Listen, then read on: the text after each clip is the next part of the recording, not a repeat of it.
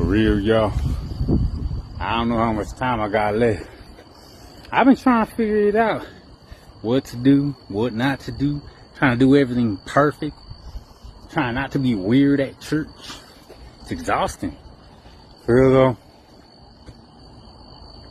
Yo, I don't know what to do with my life, man. For real. Victory Outreach fucked me up. Oh, I'm sorry for cussing, but it's real. Victory Outreach damaged my soul. Bro, Victory Outreach, bro.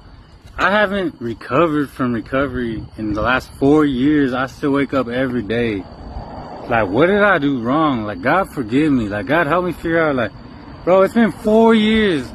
I was only in Victory Outreach 2.5 years. That shit still ruins my life and controls my life. And I'm like, I don't know what to do. For real, man. It's been a harsh 4 years. And every day I'm like, man, I gotta go back. I gotta go back. There's no other option in life but to be a part of the Victory Outreach. That's kind of like, that's what they teach you. That's what they tell you. You leave there, you're turning your back on God. You're betraying God, and if that's where God led you and that's where He wants you, and it's like, they really they drill it in your head that it's like, you can't leave. Once you're Victory Outreach, you're Victory Outreach. It's blood in, blood out, bro. You can't leave it. It's like, man, I've been the last 4 years trying to recover from this feeling that I betrayed God and that I'll never satisfy God, or I'll never be doing His will unless I go back. And it's like, man, to the point I went back, but I'm talking about real insanity. Every day, like real insanity. Like, God, what do you want? Like, bro, like, what do you want? Like, I went back and it was torture. It was torture for 1 day so bad. I left the same day I got there. I was like, man, well, this ain't it. This ain't it.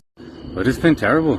Like I'm saying, every day for the last 4 years, since I've been back, I've been trying to just live, trying to find my way, doing as much as I can in church, burning out, 12-step recovery, 2 different churches, 2 different recoveries, like every day of the week at church, like as much as I can to try to satisfy God, so that it would like satiate this like brokenness or something, like to heal the wound. And I've tried quitting church, going like different shit, like everything, man. Everything I possibly could for my human strength. And it's like, I don't know. It's so hard to explain because it's like, I'll be 100% on board. Like, let's go back. God, you want me back? Let's go. And then like, I went to go so many times, like year after year, and it was just like, it wasn't it. It was like, God's not asking you to go back. So I wouldn't, but then I would stay here and it would be like, I'm talking about real insanity. It's been driving me crazy, and I don't like to talk about it, but I'm like, right. And maybe this is just like God really showing me faith and trust and surrender, but it's been like every day to the point, if I even think about it anymore, if I even ask God, like I feel like my mind is just gonna like break open and just like go insane and just circuit overload, just like, no, for real, like God help me, like I can't even describe it. It feels like 2 different lifetimes happening at once. It's a timeline shift, timeline split, whatever. And it really is. I feel like so much of the old paradigm and scaffolding and designs and templates of the old life are just falling away. And it's like, I don't know, just holding on to the good Lord and hoping for the best. Because sometimes I get so excited about a future that's like, oh, it's completely new, something that has never been thought of before. But then sometimes I feel so stuck and imprisoned by this like old outline of what I have to do. Like I feel like God led me to the Victory Outreach to learn a lot. Like I learned so much, like discipline and the word and just dealing with people and, like so much. Like the home helped a lot. Like a lot of humility and just so much. But then it like became what was killing me, became what was suffocating me, and then there was a point where I wasn't growing anymore, and it was like everything, man, the favoritism, the politics, the religious spirits, everything is just, it became poison. And I don't know, man. Victory Outreach is a really hard one to do with and to talk about, because they do so much good and they really do help a lot of people, but then it's like it could be so detrimental at the same time spiritually for people, where it's like you're at your lowest state, you're mentally so weak from the drugs and alcohol and being an orphan spirit, being on the streets or homeless or anything, and it's like they really take advantage of that empty mind and just fill it with so much fear, like bad, bro, religious spirit. Like if you leave here, you're betraying God, and it really, you believe it because you're in such a weak place and you're so broken and betrayal, and the world's just like an enemy. So it's like, it's hard, but I feel like this destiny swap, for real, that's a real one. Like, that you have no choice but to open up another Victory Outreach once you're a part of them.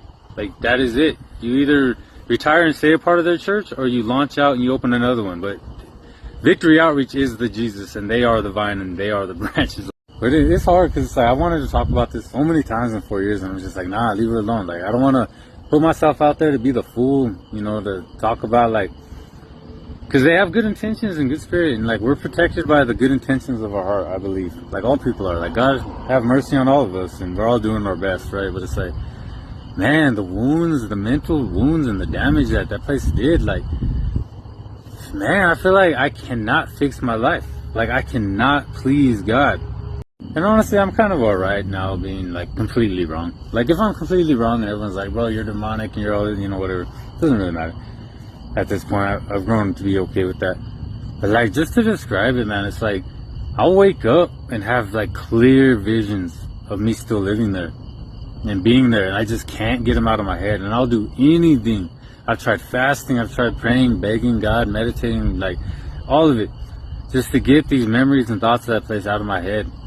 And then I'm like, alright, God, is it really your will? And it's like, you know, it might be a not yet kind of thing, and I always feel like I'm foolish for oversharing. But for real, I've tried to be so surrendered to my God, my Creator, my Savior. And I was like, you know, back and forth every day, like, alright, let's go then. And then I truly feel like God's like, no, not yet, no, whatever. And then I'm like, okay, I'll stay. And then I'm like tortured with these thoughts, and it's just like, is this just like such a deep layer of healing? Like, there's so many stories and stuff about what happened there, like spiritually and things and dreams and visions and all that. And I'm just like, man, God, like, please save my soul. To the point where I just left. And I went back like a couple months ago, and I was like, all right, let's just go do it. And I swear I walked into that home, and I heard like these like gates close, like prison doors shut. And I felt like my soul was trapped in there, and it was so dark, and like, I was like, what am I doing back here? It was like a nightmare come true. But every day I'm living in this nightmare that I don't know how to get out of, because I feel like I'm supposed to be back there. And even when I went back there, it wasn't right. Like, and I never want to share this stuff, man, for real. But it's like, you know, might not live tomorrow. And it's like, okay, if I didn't live tomorrow, it's like, man, what do I say? I could say 1,000 things about the home, 1,000 things about the rehab, and all the good potential it could have, and all the problems and all the this and that, and it doesn't matter. But it's like, man, who has gone through Victory Outreach, and like, are you okay?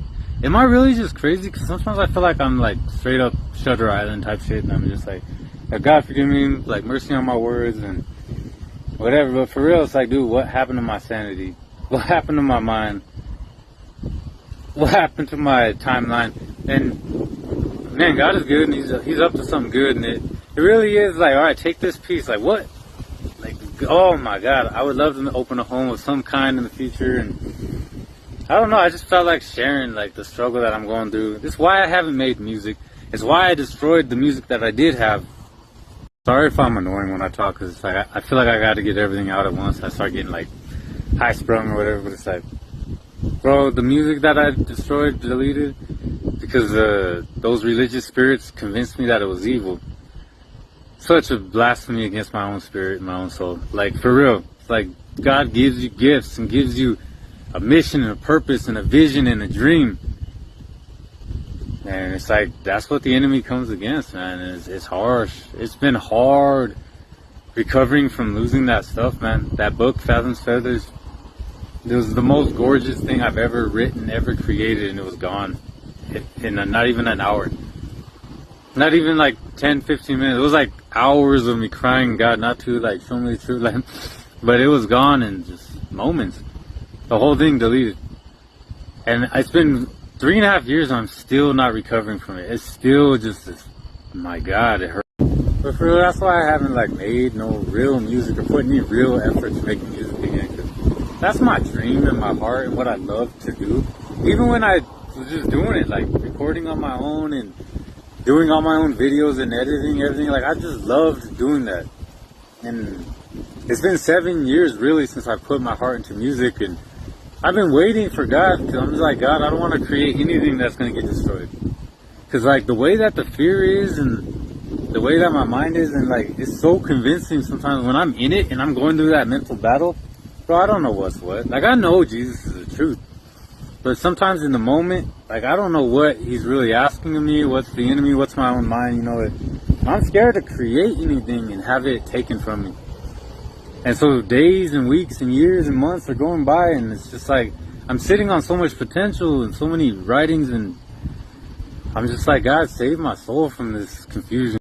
But for real, I want to make music that glorifies God.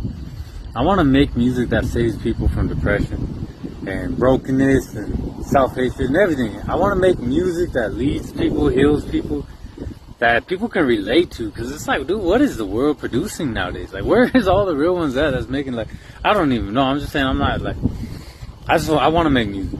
I want to fulfill my purpose, and I'm just so overly concerned and wound and just spun about, like, perfect timing and God's will, and just, I'm so far into my ego and worry and fear and, like, displaced from just being in alignment and perfect timing. It's like, Lord, save me. But I feel like that's changing.